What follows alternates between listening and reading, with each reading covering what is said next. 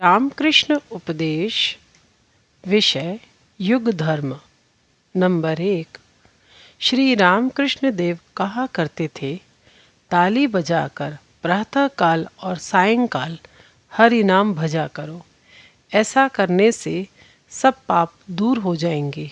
जैसे पेड़ के नीचे खड़े होकर ताली बजाने से पेड़ पर की सब चिड़िया उड़ जाती हैं, वैसे ही ताली बजाकर हरि नाम लेने से देह रूपी वृक्ष पर से सब अविद्या रूपी चिड़िया उड़कर भाग जाती हैं। नंबर 2। पुराने समय में सीधा साधा ज्वर हुआ करता था और वह मामूली पाचन आदि के सेवन से अच्छा हो जाता था।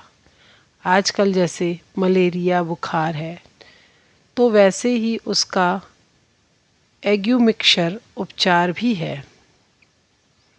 प्राचीन काल में मनुष्य योग याग तपस्या करते थे। अब तो कलिकाल के जीव हैं, उनके प्राण अन्नगत हैं और उनका मन भी दुर्बल है। वे यदि एकाग्रचित्त होकर हरि का नाम लें तो उनकी सारी संसार व्याधियां नष्ट हो जाएं। नंबर 3। जानकर अनजान या भ्रम से अथवा और किसी प्रकार से क्यों न हो, श्री भगवान का नाम लेने से उसका फल अवश्य मिलेगा।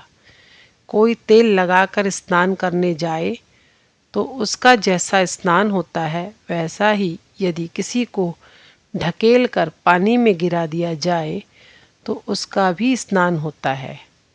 और यदि कोई घर में सोया हो और उसके बदन पर पानी डाल दिया जाए तो उसका भी वैसा ही स्नान हो जाता है। नंबर 4। किसी भी रीति से क्यों न हो, यदि कोई अमृत के कुंड में एक बार गिर पड़े तो अमर हो जाता है। यदि कोई स्तव स्तुति करके गिरे तो वह भी अमर हो जाता है। और यदि किसी को किसी तरह अमृत कुंड में ढकेल कर गिरा दिया जाए तो वह भी अमर हो जाता है। इसी प्रकार जाने अनजाने या भ्रम से अथवा और किसी प्रकार से श्री भगवान का नाम क्यों न लिया जाए, उसका फल अवश्य होगा। नंबर 5। इस कलयुग में नारदीय भक्ति मार्ग ही प्रशस्त है। अन्य युगों में नाना प्रकार की कठोर साधनाओं का नियम था। इस युग में उन साधनाओं से सिद्धि लाभ करना बहुत कठिन है।